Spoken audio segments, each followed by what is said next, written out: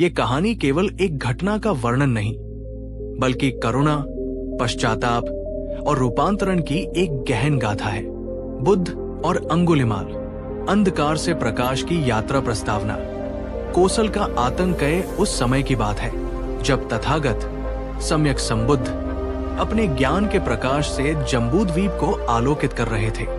उनका धम्म मध्यम मार्ग दुख के सागर में डूबते प्राणियों के लिए एक सुदृढ़ नौका के समान था। मगध, वज्जी, काशी और मल्ल जैसे अनेक महाजनपद बुद्ध की करुणा और प्रज्ञा की शीतल छाया का अनुभव कर रहे थे। इन्हीं में से एक शक्तिशाली महाजनपद था कोसल, जिसकी राजधानी श्रावस्ती थी और जिसके शासक थे राजा प्रसेनजित। राजा प्रसेनजित बुद्ध के प्रति अगाध श्रद्धा रखते थे और अक्सर जेतवन विहार में उनके उपदेश सुनने जाया करते थे। श्रावस्ती एक समृद्ध और शांतिपूर्ण नगरी थी, जहां व्यापार फलता फूलता था और प्रजा सुख से जीवन व्यतीत करती थी। परंतु विगत कुछ महीनों से इस शांति पर एक भयावह ग्रहण लग गया था। एक ऐसा आतंक जिसने श्रावस्ती की सड़कों को सूना कर दिया था, जिसने व्यापार के मार्गों को अवरुद्ध कर दिया था और जिसने लोगों के हृदयों में भय का ऐसा विष घोल दिया था कि वे दिन के उजाले में भी अपने घरों से निकलने में कांपते थे। ये आतंक था एक अकेले व्यक्ति का, एक ऐसे नरपिशाच का जिसे लोग अंगुलिमाल के नाम से जानते थे।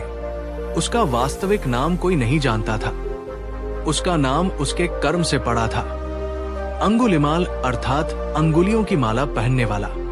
वो श्रावस्ती के बाहरी घने जंगल में रहता था और उस मार्ग से गुजरने वाले हर व्यक्ति को निर्दयता पूर्वक मार डालता था। परंतु उसकी क्रूरता यहीं समाप्त नहीं होती थी। वो अपने शिकार के दाहिने हाथ की एक उंगली काट लेता और उसे एक धागे में पिरोकर अपनी माला में गूंथ लेता। उसकी ये भयावह माला उसके गले में लटकती रहती, जो उसके द्वारा की गई हत्याओं का एक वीभत्स लेखा जोखा थी। अफवाह थी कि उसकी माला में 999 उंगलियां हो चुकी थी और वो अपनी 1000वीं उंगली की तलाश में था। उसकी शक्ति और गति अलौकिक प्रतीत होती थी। वो एक कुशल योद्धा की भांति शस्त्र चलाने में निपुण था और उसकी दौड़ इतनी तेज थी कि कोई घुड़सवार भी उसे पकड़ नहीं सकता था।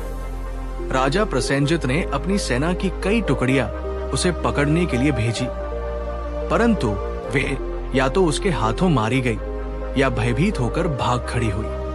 अंगुलिमाल एक व्यक्ति नहीं, बल्कि कोसल राज्य के लिए एक राष्ट्रीय संकट बन चुका था। गांव के गांव खाली हो रहे थे और श्रावस्ती का जीवन चक्र लगभग थम सा गया था। भाग 1, अहिंसक का अंगुलिमाल में रूपांतरण। परंतु ये क्रूर और अमानवीय दानव अंगुलिमाल हमेशा से ऐसा नहीं था। उसका जन्म एक प्रतिष्ठित ब्राह्मण परिवार में हुआ था।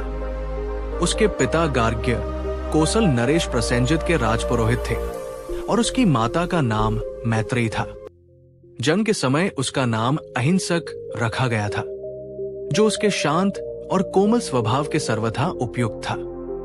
नक्षत्रों ने उसके जन्म के समय एक अशुभ संकेत दिया था। ये बालक या तो एक महान संत बनेगा या फिर एक कुख्यात डाकू। पिता ने इसे एक अनिष्ट की छाया मानकर उसे सर्वोत्तम शिक्षा और संस्कार देने का प्रण किया। अहिंसक असाधारण रूप से प्रतिभाशाली था। वह न केवल वेदों और शास्त्रों के अध्ययन में अपने सभी सहपाठियों से आगे था, बल्कि शारीरिक बल और सौष्ठव में भी उसका कोई सानी नहीं था। उसकी बुद्धि तीव्र थी, स्मरण शक्ति अद्भुत थी और उसका आचरण विनम्र और गुरुभक्त था। अपनी शिक्षा पूरी करने के लिए उसे उस समय के सबसे प्रतिष्ठित विद्या केंद्र तक्षशिला भेजा गया। तक्षशिला में अहिंसक अपने गुरु का सबसे प्रिय शिष्य बन गया। उसकी लगन, सेवाभाव और असाधारण प्रतिभा ने उसे शीघ्र ही अन्य सभी छात्रों से श्रेष्ठ सिद्ध कर दिया। परंतु यही श्रेष्ठता उसके लिए अभिशाप बन गई। अन्य छात्र उसकी प्रतिभा से ईर्ष्या करने लगे। वे ये सहन नहीं कर पा रहे थे कि एक बाहरी छात्र उन पर इस प्रकार हावी हो जाए। उन्होंने अहिंसक के विरुद्ध एक षड्यंत्र रचा। वे बारी बारी से गुरु के पास जाकर अहिंसक के विरुद्ध कान भरने लगे। उन्होंने मनगढ़ंत कहानियां बनाई। किसी ने कहा, गुरुदेव, अहिंसक आपकी विद्या का अभिमान करता है और कहता है कि वो आपसे भी अधिक ज्ञानी है। किसी दूसरे ने कहा, वो आपकी पत्नी पर कुदृष्टि रखता है। किसी तीसरे ने फुसफुसाकर कहा, मैंने उसे आपके विरुद्ध षड्यंत्र रचते हुए सुना है। वो आपकी जगह स्वयं आचार्य बनना चाहता है। प्रारंभ में गुरु ने इन बातों पर विश्वास नहीं किया। वे अहिंसक के चरित्र को भली भांति जानते थे, परंतु निरंतर एक ही झूठ को सुनते सुनते उनके मन में भी संदेह का विष घुलने लगा। ईर्ष्यालु छात्रों द्वारा बोया गया संदेह का बीज अब अंकुरित होकर एक विशाल वृक्ष बन चुका था। गुरु का प्रेम और विश्वास घृणा और भय में परिवर्तित हो गया। उन्हें लगने लगा कि अहिंसक वास्तव में उनके लिए एक खतरा है, परंतु वे सीधे तौर पर उसे दंडित नहीं कर सकते थे, क्योंकि उसने कोई अपराध नहीं किया था। इसलिए उन्होंने एक पैशाचिक योजना बनाई, एक ऐसी योजना जो अहिंसक को नैतिक और सामाजिक रूप से नष्ट कर दे। जब अहिंसक की शिक्षा पूर्ण हुई और उसने गुरु से गुरुदक्षिणा मांगने का आग्रह किया, तो गुरु ने एक क्रूर मुस्कान के साथ कहा, पुत्र अहिंसक, यदि तुम मुझे वास्तव में गुरुदक्षिणा देना चाहते हो तो मुझे 1000 मनुष्यों के दाहिने हाथ की उंगलियां लाकर दो। अहिंसक ये सुनकर स्तब्ध रह गया। उसे अपने कानों पर विश्वास नहीं हुआ। वो जिसका नाम ही अहिंसक था, जिसके संस्कार हिंसा के पूर्णतः विरुद्ध थे, उससे ऐसी अमानवीय मांग। उसने गिड़गिड़ाते हुए कहा, गुरुदेव, ये आप क्या कह रहे हैं? ये तो घोर पाप है। मैं एक ब्राह्मण पुत्र हूं। मैं किसी प्राणी की हत्या कैसे कर सकता हूं? आप इसके अतिरिक्त कुछ भी मांग ले, मैं अपना जीवन भी आपको समर्पित कर दूंगा। परंतु गुरु अपने निश्चय पर अडिग थे। उन्होंने कठोरता से कहा, ये मेरी आज्ञा है। यदि तुम मुझे अपना गुरु मानते हो तो तुम्हें ये गुरुदक्षिणा देनी ही होगी, अन्यथा मेरी सिखाई हुई सारी विद्या तुम्हारे लिए निष्फल हो जाएगी। अहिंसक के सामने एक धर्म संकट खड़ा हो गया। एक ओर उसके जीवन भर के संस्कार और अहिंसा का सिद्धांत था, और दूसरी ओर गुरु भक्ति और गुरुआज्ञा का पालन करने का परम कर्तव्य। उसके भ्रमित और अविवेकी मन ने गुरुआज्ञा को सर्वोपरि माना। उसने सोचा कि गुरु की आज्ञा का पालन करने में कोई पाप नहीं हो सकता, इसमें अवश्य ही कोई गूढ़ रहस्य होगा। इसी मानसिक द्वंद्व और भ्रम की स्थिति में उसने तक्षशिला छोड़ दी। उसका कोमल हृदय कठोर हो चुका था। उसके विवेक पर गुरु भक्ति की एक अंधी पट्टी बंध चुकी थी। वो श्रावस्ती के निकट के घने जालिनी वन में पहुंचा और अपनी भयावह गुरुदक्षिणा को पूरा करने के लिए अपने पहले शिकार की प्रतीक्षा करने लगा। उसका पहला वध उसके लिए अत्यंत पीड़ादायक था, परंतु एक बार जब उसने रक्त का स्वाद चख लिया तो उसकी मानवता धीरे धीरे लुप्त होने लगी। प्रत्येक हत्या के साथ उसका हृदय और अधिक कठोर होता गया। उंगलियों को गिनने और सुरक्षित रखने की समस्या के समाधान के लिए उसने उन्हें माला में पिरोकर पहनना शुरू कर दिया। इस प्रकार गुणी, मेधावी और विनम्र अहिंसक मर गया और उसके स्थान पर क्रूर, निर्दयी और रक्तपीपासु अंगुलिमाल का जन्म हुआ। भाग 2, करुणा की यात्रा। जिस समय अंगुलिमाल का आतंक अपनी चरम सीमा पर था, तथागत बुद्ध श्रावस्ती के जेतवन विहार में प्रवास कर रहे थे।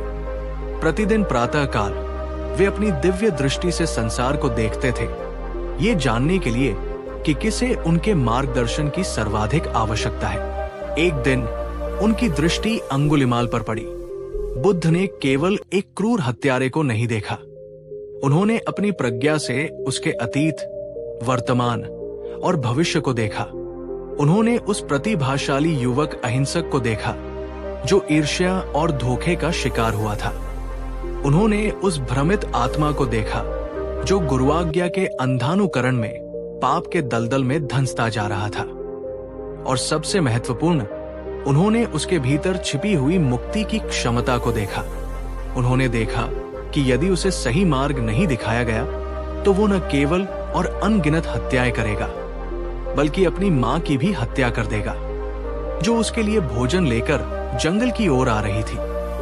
अपनी मां की हत्या एक अनंतरीय कर्म होता, एक ऐसा जघन्य पाप जो उसे मुक्ति के मार्ग से हमेशा के लिए वंचित कर देता। बुद्ध के हृदय में असीम करुणा का सागर उमड़ पड़ा। उन्होंने निश्चय किया कि वे स्वयं अंगुलिमाल से मिलने जाएंगे। जैसे ही बुद्ध ने अपना भिक्षा पात्र उठाया और जालिनी वन की ओर अकेले चलना प्रारंभ किया, विहार के भिक्षुओं में हलचल मच गई। चरवाहों और लकड़हारों ने बुद्ध को उस दिशा में जाते देखा तो वे भयभीत हो गए। वे दौड़कर उनके चरणों में गिर पड़े और विनती करने लगे, भंते, कृपा करके उस मार्ग पर न जाएं। वो अंगुलिमाल का क्षेत्र है, वो किसी पर दया नहीं करता। 40-50 लोगों के समूह भी उसका सामना नहीं कर सकते, वो आपको भी मार डालेगा। बुद्ध ने शांत और मधुर मुस्कान के साथ उनकी ओर देखा और कहा, भयभीत न हो, मैं जानता हूं कि मैं क्या कर रहा हूं। उन्होंने अपनी यात्रा जारी रखी।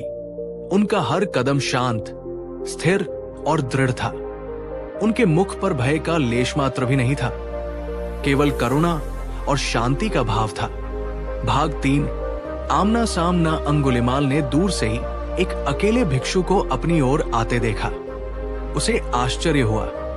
आज महीनों बाद कोई व्यक्ति इस मार्ग पर अकेले आने का दुस्साहस कर रहा था। वो मन ही मन प्रसन्न हुआ। आज मेरी माला पूरी हो जाएगी, उसने सोचा।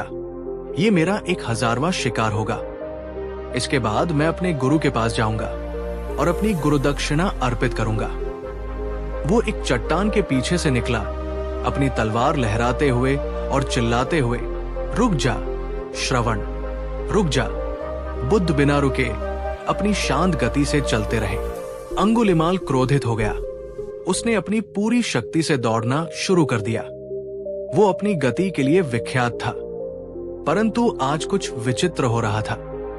बुद्ध एक सामान्य गति से चल रहे थे, फिर भी वो अपनी पूरी शक्ति से दौड़कर भी उन तक नहीं पहुंच पा रहा था। वो पसीने से लथपथ हो गया, उसकी सांस फूल गई, परंतु बुद्ध और उसके बीच की दूरी कम नहीं हो रही थी। ये एक चमत्कार था, बुद्ध की रिद्धि शक्ति का एक प्रदर्शन। अंत में थककर और हताश होकर अंगुलिमाल चिल्लाया, रुक जा सन्यासी, मैं कहता हूं रुक जा। इस बार बुद्ध रुक गए। वे पलटे और अत्यंत शांत और करुणामय स्वर में बोले, मैं तो रुक गया हूं। अंगुलिमाल, तुम ही हो जो नहीं रुके हो, तुम कब रुकोगे? बुद्ध के शब्द साधारण थे, परंतु उनका प्रभाव असाधारण था। वे किसी वज्र की भांति अंगुलिमाल के हृदय पर लगे। आज तक किसी ने उससे इस प्रकार बात करने का साहस नहीं किया था। सब उससे डरते थे, कांपते थे, परंतु ये भिक्षु, जिसकी आंखों में न भय था न घृणा, केवल शांति और करुणा थी, कह रहा था कि वो रुका हुआ है और अंगुलिमाल चल रहा है। वो भ्रमित हो गया। उसने कहा, हे श्रवण, तुम झूठ बोलते हो। तुम चल रहे हो और मुझे रुकने के लिए कह रहे हो, जबकि मैं स्थिर खड़ा हूं। बुद्ध ने उसी शांत स्वर में उत्तर दिया, अंगुलिमाल, मैं सभी प्राणियों के प्रति हिंसा और दंड से सर्वदा के लिए रुक गया हूं, परंतु तुम अभी भी प्राणियों की हत्या कर रहे हो, हिंसा के मार्ग पर दौड़ रहे हो, पाप कर्मों के चक्र में भाग रहे हो। इसलिए मैंने कहा, मैं तो रुका हुआ हूं, तुम कब रुकोगे? भाग 4। हृदय परिवर्तन। बुद्ध के इन शब्दों ने अंगुलिमाल के अंतर्मन को झकझोर दिया। वे किसी शीतल जल की धारा के समान थे, जो वर्षों से जल रही घृणा, क्रोध और अपराध बोध की अग्नि पर पड़ रही थी। उसे अचानक अपने कर्मों की भयावहता का बोध हुआ। उसे अपनी उंगलियों की माला घृणित और भारी लगने लगी। उसकी आंखों के सामने वे 999 निर्दोष चेहरे घूम गए, जिन्हें उसने निर्दयता पूर्वक मार डाला था। उसे अपने गुरु का षड्यंत्र समझ में आने लगा। उसे अपना भोलापन और अज्ञान दिखाई देने लगा, जिसके कारण वो इस पाप के रास्ते पर चल पड़ा था। बुद्ध की असीम करुणा और निर्भयता ने उसके पत्थर हो चुके हृदय को पिघला दिया। उसकी तलवार उसके हाथ से छूटकर जमीन पर गिर पड़ी। वो बुद्ध के चरणों में गिर पड़ा, फूट फूट कर रोने लगा और बोला, हे महात्मन, मुझे क्षमा कर दे। मैं अंधकार में था, कृपा करके मुझे मार्ग दिखाएं।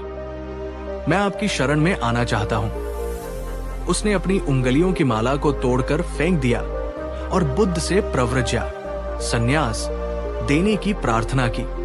बुद्ध ने अपना हाथ बढ़ाकर उसे उठाया और कहा, एही भिक्खु, आओ भिक्षु। बुद्ध का इतना कहना ही उसके लिए उपसंपदा बन गई। उसके बाल और दाढ़ी स्वयं ही लुप्त हो गए और उसने स्वयं को काशाय वस्त्रों में पाया। क्रूर अंगुलिमाल अब भिक्षु अंगुलिमाल बन चुका था। बुद्ध उसे लेकर जेतवन विहार लौट आए। भाग 5। पश्चाताप और प्रायश्चित। भिक्षु अंगुलिमाल का संघ में शामिल होना एक अभूतपूर्व घटना थी। कई भिक्षु उससे डरते थे और उससे दूरी बनाए रखते थे। जब यह समाचार श्रावस्ती में फैला तो लोगों में आक्रोश की लहर दौड़ गई। वे जेतवन विहार के द्वार पर एकत्रित हो गए और चिल्लाने लगे, उस हत्यारे को हमारे हवाले करो। बुद्ध ने एक नरपिशाच को शरण क्यों दी है? राजा प्रसेनजित भी ये सुनकर अत्यंत क्रोधित हुए।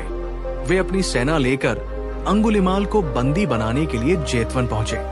उन्होंने बुद्ध को प्रणाम किया और कहा, भंते, मैंने सुना है कि खूंखार डाकू अंगुलिमाल यही है।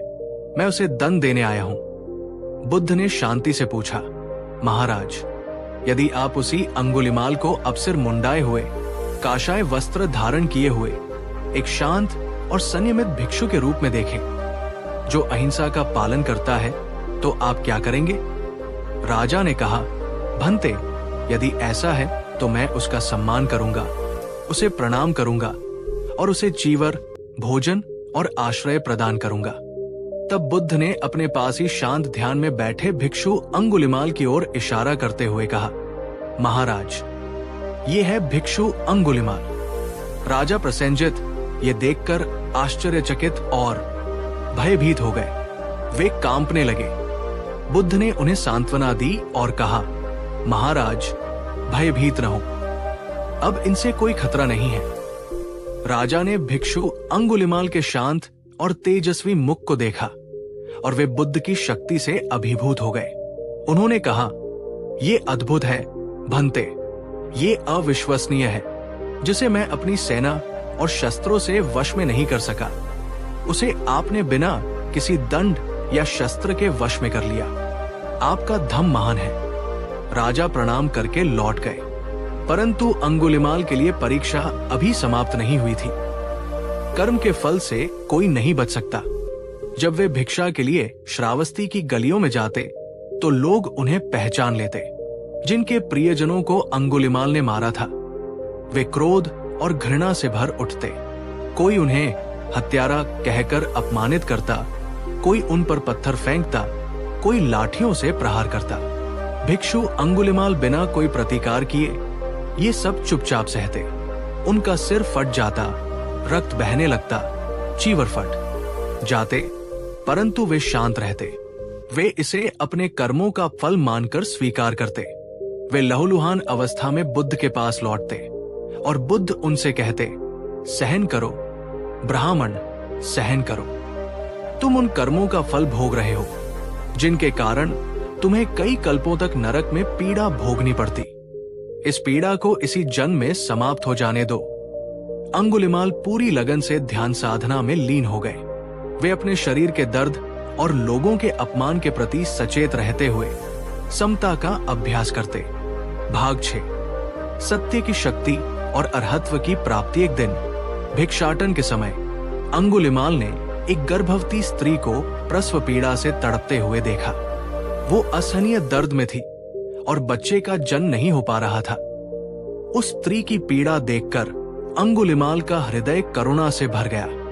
ये वही हृदय था जो कभी हत्याओं से नहीं पिघलता था, पर अब एक जीव की पीड़ा देखकर द्रवित हो उठा। वे तुरंत बुद्ध के पास लौटे और उन्हें उस स्त्री की स्थिति के बारे में बताया। बुद्ध ने कहा, अंगुलिमाल, उस स्त्री के पास जाओ और कहो, भगिनी, बहन, जब से मैंने आर्य जन्म संन्यास लिया है, मैंने जानबूझकर किसी भी प्राणी की हिंसा नहीं की है। इस सत्य वचन के प्रभाव से तुम्हारा कल्याण हो और तुम्हारे गर्भ का भी कल्याण हो। अंगुलिमाल ने कहा, भंते, ये तो असत्य होगा। मैंने तो अनेक प्राणियों की हिंसा की है। बुद्ध ने समझाया, तुम्हारा वह जन्म दूसरा था। जब से तुमने आर्य धम्म में जन्म लिया है, जब से तुम भिक्षु बने हो, तुमने किसी प्राणी को जानबूझकर हानि नहीं पहुंचाई है। ये एक अकाट्य सत्य है। जाओ और ये सत्य क्रिया करो। अंगुलिमाल को बुद्ध के वचनों पर विश्वास था। वे उस स्त्री के पास गए और बुद्ध द्वारा सिखाए गए सत्य वचन को दोहराया। इस सत्य की शक्ति के प्रभाव से एक चमत्कार हुआ। उस स्त्री की पीड़ा तुरंत कम हो गई और उसने सरलता और सुरक्षा के साथ एक स्वस्थ शिशु को जन्म दिया। इस घटना ने अंगुलिमाल के मन पर गहरा प्रभाव डाला। उन्होंने करुणा और सत्य की अमोघ शक्ति का प्रत्यक्ष अनुभव किया। उन्होंने अपनी साधना को और तीव्र कर दिया। वे एकांत में रहकर अपनी श्वास और संवेदनाओं पर ध्यान केंद्रित करते हुए मन की गहराइयों में उतरते गए। जल्द ही उन्होंने अपने सभी क्लेशों को नष्ट कर दिया, तृष्णा को जड़ से उखाड़ फेंका और ज्ञान की उच्चतम अवस्था अरहत्व को प्राप्त कर लिया। वे जीवन मृत्यु के चक्र से मुक्त हो गए। वे अब केवल एक भिक्षु नहीं, बल्कि एक अरहत थे, जो परम शांति निर्वाण को उपलब्ध हो चुके थे। एक दिन जब वे अपने अंतिम क्षणों में थे, उन्होंने उस अपार शांति का अनुभव किया जो सभी दुखों से परे है। उनके पूर्व कर्मों का फल, जो उन्हें पत्थरों और लाठियों के रूप में मिला था, समाप्त हो चुका था और कोई नया कर्म संचित नहीं हुआ था। उन्होंने शांतिपूर्वक अपना शरीर त्याग दिया और महापरिनिर्वाण को प्राप्त हुए। उपसंहार, रूपांतरण का प्रतीक अरहत अंगुलिमाल की कहानी बौद्ध इतिहास की सबसे प्रेरणादायक कहानियों में से एक है।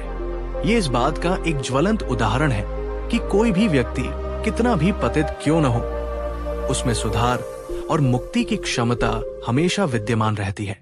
ये कहानी सिखाती है कि घृणा को घृणा से नहीं, बल्कि प्रेम और करुणा से ही जीता जा सकता है। बुद्ध की असीम करुणा ने एक नरभक्षी दानव के भीतर सोए हुए संत को जगा दिया। अंगुलिमाल का पश्चाताप और उनका कठोर प्रायश्चित ये दर्शाते हैं कि अपने कर्मों का फल स्वीकार करने और धैर्यपूर्वक साधना करने से बुरे कर्मों के प्रभाव को भी क्षीण किया जा सकता है। उनकी कहानी ये सिद्ध करती है कि बुद्ध का धम्म केवल अच्छे और पुण्यात्मा लोगों के लिए नहीं, बल्कि उन लोगों के लिए भी है जो पाप के अंधकार में भटक गए हैं। ये एक सार्वभौमिक मार्ग है जो हर किसी के लिए खुला है। अंगुलिमाल का रूपांतरण, अहिंसक से अंगुलिमाल और फिर अरहत अंगुलिमाल तक की यात्रा, मानव चेतना की असीम संभावनाओं का प्रतीक है। यह हमें याद दिलाती है कि सही मार्गदर्शन, दृढ़ संकल्प और अथक प्रयास से अंधकारमय अतीत को पीछे छोड़कर ज्ञान और मुक्ति के प्रकाश तक पहुंचना संभव है। एक राजकुमार का जन्म और एक भविष्यवाण इलगभग 563 ईसा पूर्व हिमालय की तलहटी में बसे शाक्य गणराज्य की राजधानी कपिलवस्तु के निकट लुम्बिनी के मनोरम उपवन में एक राजकुमार का जन्म हुआ। उनके पिता राजा शुद्धोधन शाक्य वंश के एक गौरवान्वित शासक थे और उनकी माता महारानी महामाया कोलीय वंश की एक गुणी राजकुमारी थी। बालक का नाम सिद्धार्थ गौतम रखा गया, जिसका अर्थ था वो जो अपने लक्ष्य को सिद्ध करने के लिए जन्मा हो। उनके जन्म के कुछ ही समय बाद एक महान तपस्वी असित राजमहल में पधारे। उन्होंने बालक के लक्षणों में एक असाधारण भविष्य की झलक देखी और भविष्यवाणी की कि ये बालक या तो एक चक्रवर्ती सम्राट बनेगा जो संपूर्ण विश्व पर शासन करेगा, या फिर एक महान त्यागी बनकर संसार को दुख से मुक्ति का मार्ग दिखाएगा। राजा शुद्धोधन अपने इकलौते पुत्र को एक महान सम्राट के रूप में देखने की आकांक्षा रखते थे, इसलिए उन्होंने ये सुनिश्चित करने का संकल्प लिया कि सिद्धार्थ को कभी भी संसार के दुखों का सामना न करना पड़े। भाग 1। स्वर्ण पिंजरे में बचपन और युवावस्था। राजा शुद्धोधन ने सिद्धार्थ को हर प्रकार के सांसारिक कष्टों और अप्रिय दृश्यों से दूर रखने के लिए विस्तृत प्रबंध किए। उनके लिए 3 ऋतुओं के अनुसार 3 भव्य महल बनवाए गए, जो हर प्रकार की विलासिता और सुख सुविधाओं से परिपूर्ण थे। सिद्धार्थ का जीवन संगीत, नृत्य और मनोरंजन से घिरा हुआ था। उन्हें वेद, उपनिषद, राजकाज और युद्ध विद्या में निपुण बनाया गया। कुश्ती, घुड़दौड़ और तीरंदाजी में कोई भी उनकी बराबरी नहीं कर पाता था। 16 वर्ष की आयु में उनका विवाह एक अत्यंत रूपवती और गुणी राजकुमारी यशोधरा से कर दिया गया। कुछ वर्षों बाद उनके घर एक पुत्र का जन्म हुआ, जिसका नाम राहुल रखा गया। राजा शुद्धोधन का मानना था कि विवाह और पितृत्व के बंधन सिद्धार्थ को सांसारिक जीवन से बांधे रखेंगे और उन्हें वैराग्य के मार्ग पर जाने से रोकेंगे।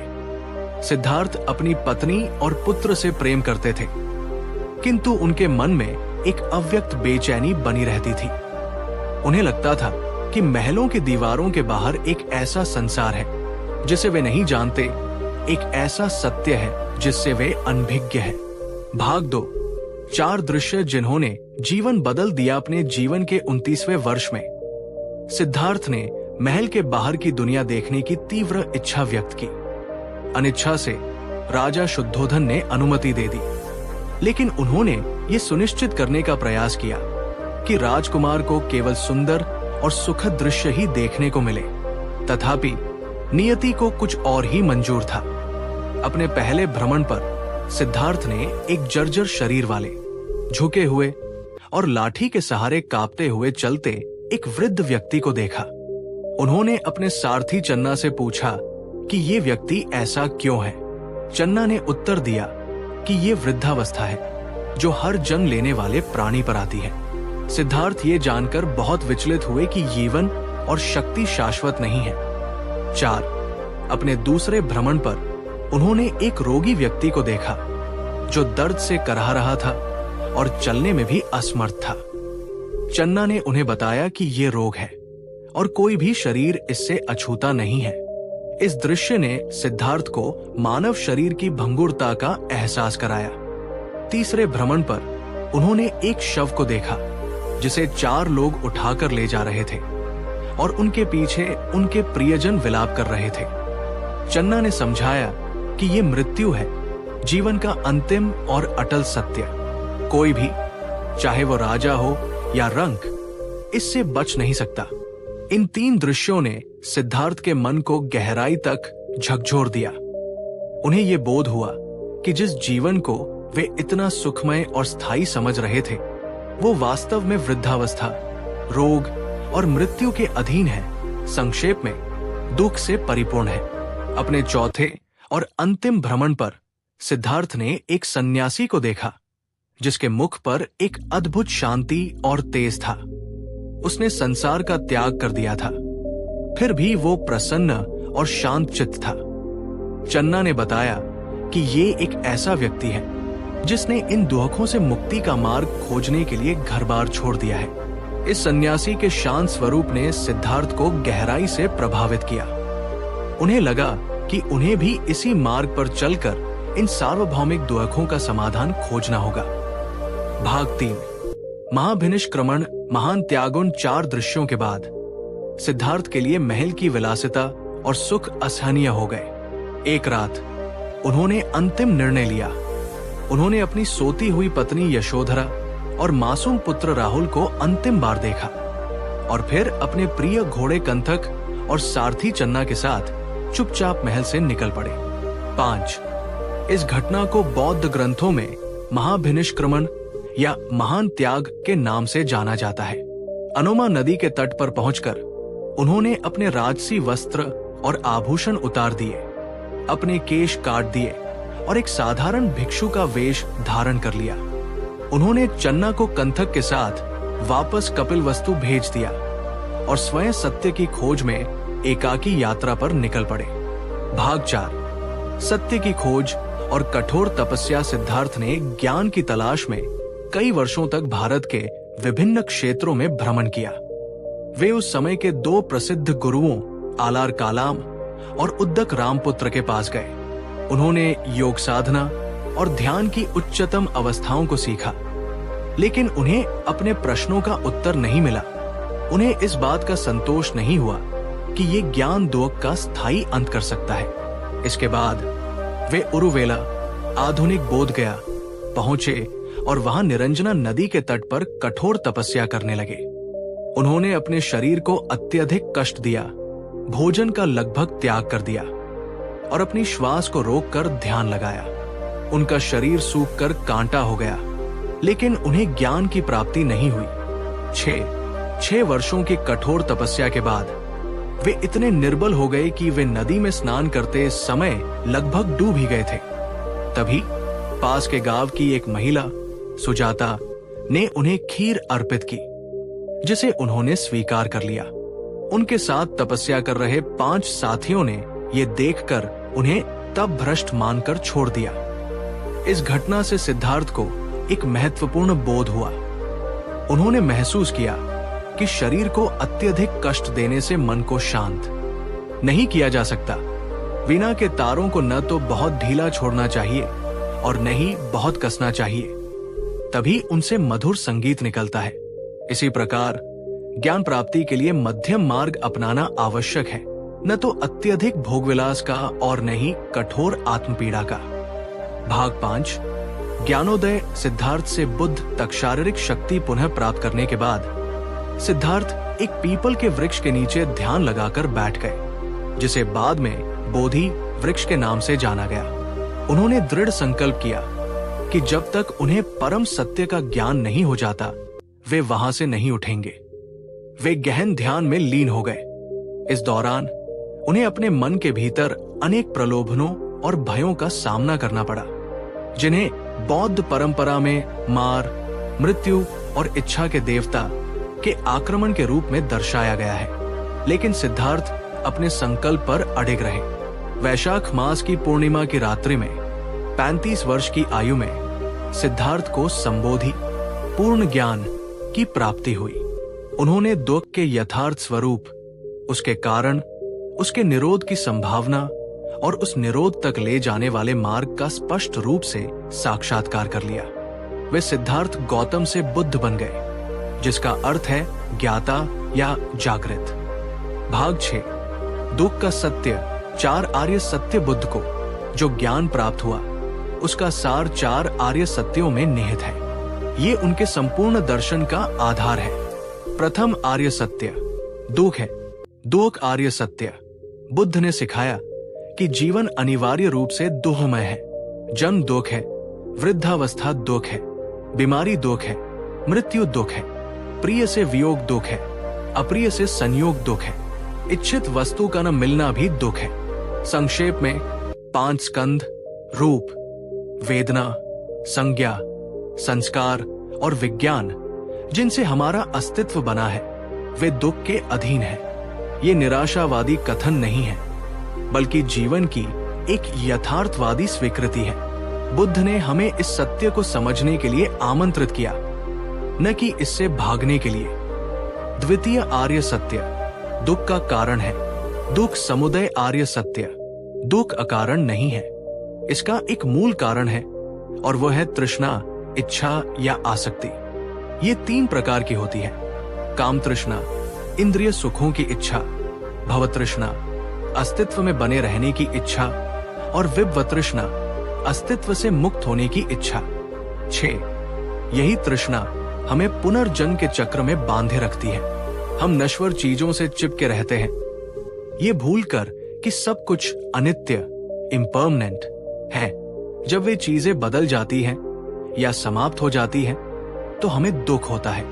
इसके अतिरिक्त अविद्या, अज्ञान भी दुख का एक प्रमुख कारण है, क्योंकि हम चीजों के वास्तविक स्वरूप अनित्य, दुख और अनात्मन को नहीं समझ पाते। तृतीय आर्य सत्य दुख का निरोध संभव है। दुख निरोध आर्य सत्य, ये आशा का सत्य है। बुद्ध ने घोषणा की कि दुख का अंत संभव है। यदि दुख का कारण तृष्णा है तो तृष्णा के पूर्ण निरोध से दुख का भी पूर्ण निरोध हो सकता है। इस अवस्था को निर्वाण कहते हैं। निर्वाण का अर्थ है बुझ जाना, यानी लोभ, द्वेष और मोह की अग्नि का बुझ जाना। 7, ये कोई स्वर्गिक स्थान नहीं है, बल्कि एक ऐसी अवस्था है जिसे इसी जीवन में प्राप्त किया जा सकता है। ये परम शांति, मुक्ति और दुख से पूर्ण स्वतंत्रता की अवस्था है। 7, चतुर्थ आर्य सत्य दुख निरोध का मार्ग है।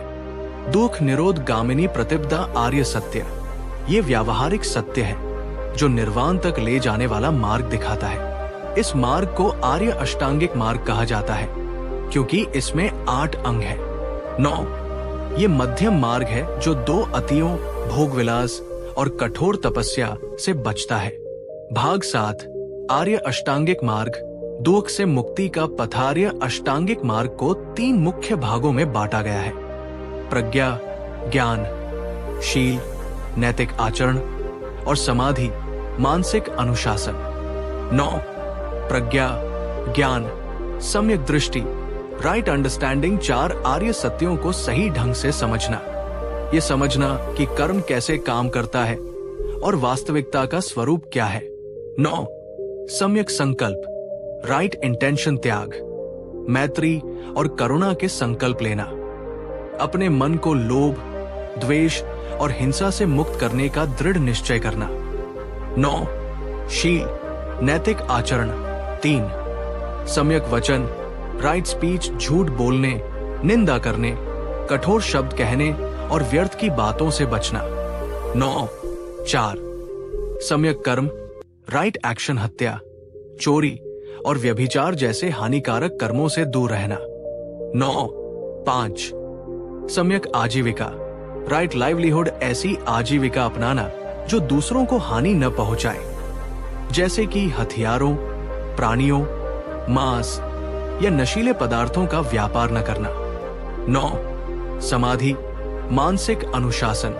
6, सम्यक व्यायाम, राइट एफर्ट, अकुशल मानसिक अवस्थाओं को उत्पन्न होने से रोकना और जो उत्पन्न हो गई है उन्हें दूर करना। कुशल मानसिक अवस्थाओं को उत्पन्न करना और उन्हें बनाए रखना। 9, 7, सम्यक स्मृति, राइट माइंडफुलनेस, अपने शरीर, अपनी भावनाओं, अपने मन और मानसिक वस्तुओं के प्रति हर क्षण जागरूक रहना। 9, 8, सम्यक समाधि, राइट कंसंट्रेशन, ध्यान की गहरी अवस्थाओं को प्राप्त करना जिससे मन एकाग्र, शांत और स्थिर हो जाता है और प्रज्ञा का उदय होता है।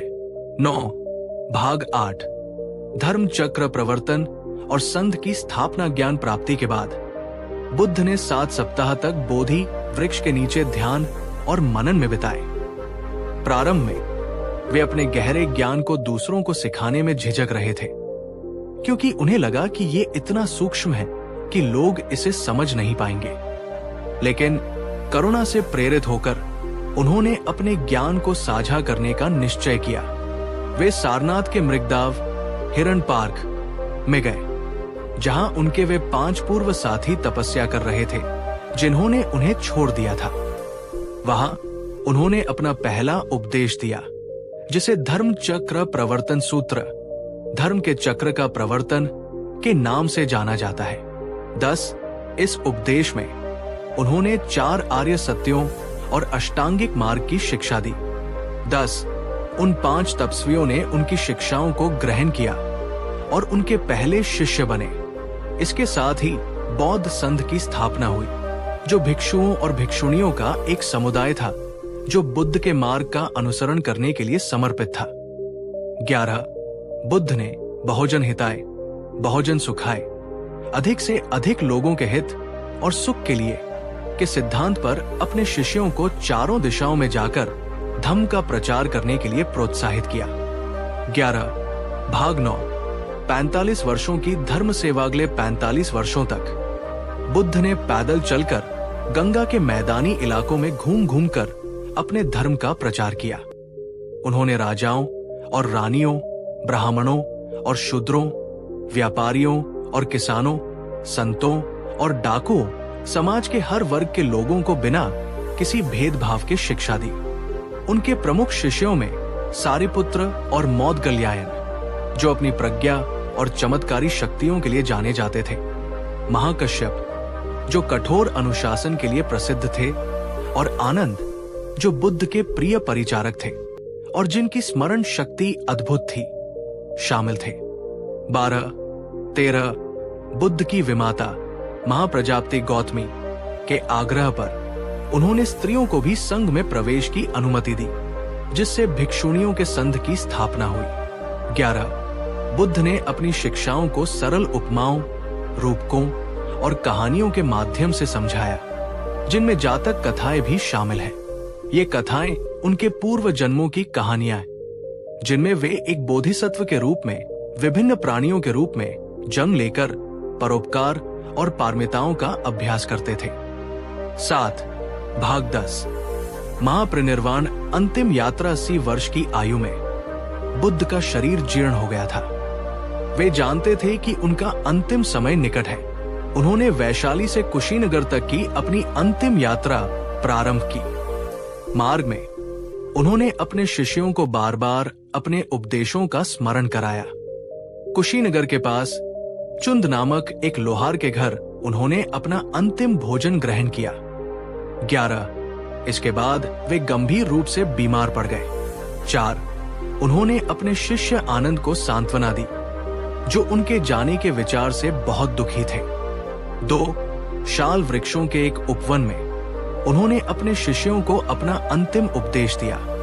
हे भिक्षुओं, सभी संस्कारित वस्तुएं नश्वर हैं। प्रमाद रहित होकर अपने लक्ष्य की प्राप्ति के लिए यत्न करो। व्यय धम्मा संखारा अपमादेन संपादेत। उन्होंने ये भी कहा, अब दीपो भव, अर्थात स्वयं अपने दीपक बनो। किसी बाहरी सत्ता पर निर्भर न रहकर अपने स्वयं के विवेक और धम्म की शिक्षाओं को अपना मार्गदर्शक बनाओ। इसके बाद वे ध्यान की विभिन्न अवस्थाओं से गुजरते हुए महापरिनिर्वाण, महान और अंतिम निर्वाण को प्राप्त हुए। 11 उनका भौतिक शरीर शांत हो गया, लेकिन उनकी शिक्षाएं, उनका धम्म आज भी लाखों लोगों के लिए दुख से मुक्ति का मार्ग प्रशस्त कर रहा है। निष्कर्ष, दुख के सत्य से परे गौतम बुद्ध की कहानी एक राजकुमार की कहानी नहीं है जिसने राज्य का त्याग किया। ये एक मनुष्य की कहानी है जिसने दुख की सार्वभौमिक सच्चाई का सामना करने का साहस किया। उन्होंने ये सिखाया कि दुख जीवन का एक अंतर्निहित हिस्सा है, लेकिन हम इसके कारणों को समझकर और एक अनुशासित मार्ग पर चलकर इससे मुक्त हो सकते हैं। उनका जीवन और उनकी शिक्षाएं इस बात का प्रमाण है कि गहन पीड़ा और भ्रम के बीच भी ज्ञान, करुणा और शांति को प्राप्त करना संभव है। दुख का सत्य केवल एक अंत नहीं है, ये एक शुरुआत है आत्म जागरूकता, मुक्ति और परम शांति की ओर एक महान यात्रा